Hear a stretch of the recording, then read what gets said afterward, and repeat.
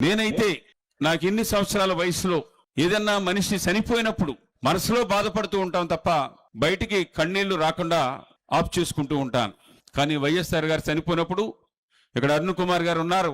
చనిపోయిన మరుసటి రోజు ముందు రాత్రి 8 గంటలకే ఢిల్లీ నుంచి ఫోన్ వచ్చి, మీకు ఇంకా డిక్లేర్ చేయలేదు కానీ వైఎస్ఆర్ గారు చనిపోయారు, ఇప్పుడే సోనియా గాంధీ గారు, మన్మోహన్ సింగ్ గారు అందరూ కూడా పార్టీ ఆఫీసులో కూర్చుని మేమంతా కూడా మాట్లాడుకున్నాం, పరిస్థితి ఇది, ఇప్పుడే కానీ అనౌన్స్ చేసినట్టయితే కొన్ని వేల మంది గుండెలు ఆగిపోతాయనే ఉద్దేశంతో మేము ఇంకా మార్నింగ్ కానీ అనౌన్స్మెంట్ ఉండదు, ఇది ఎవరికీ చెప్పొద్దని చెప్పేసి నేను ట్రైన్లో వెళుతూ ఉంటే వచ్చిన విషయం.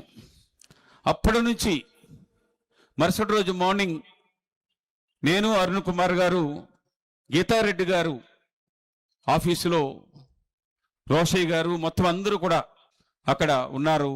నాకు దగ్గరగా 8 గంటలు కంట్లోంచి నీరు ఆగకుండా షర్ట్ కానీ ప్యాంట్ కానీ తడిసిపోతూనే ఉంది. నాకు ఎవరు చెప్పినా కానీ కంట్రోల్ అవ్వలేని పరిస్థితి ఉంది.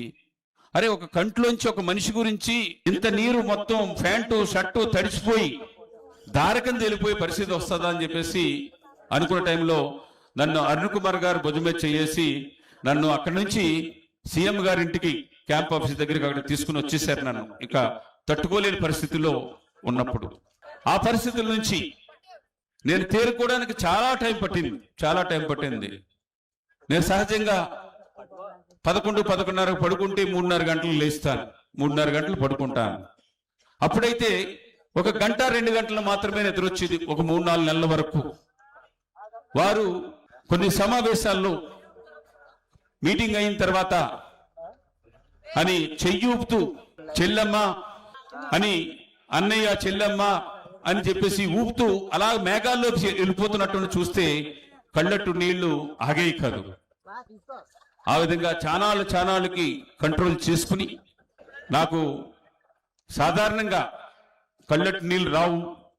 ఏదో మనసుకి చాలా కష్టం అంటే దాన్ని ఎలా కంట్రోల్ చేసుకోవాలా అన్న విధంగానే ఉంటాను. కానీ వైఎస్ఆర్ గారు చనిపోయినప్పుడు కానీ వైఎస్ఆర్ గారు పేరు వచ్చినప్పుడే నా వాయిస్ అంతా కూడా బొంగురైపోతూ ఉంటుంది.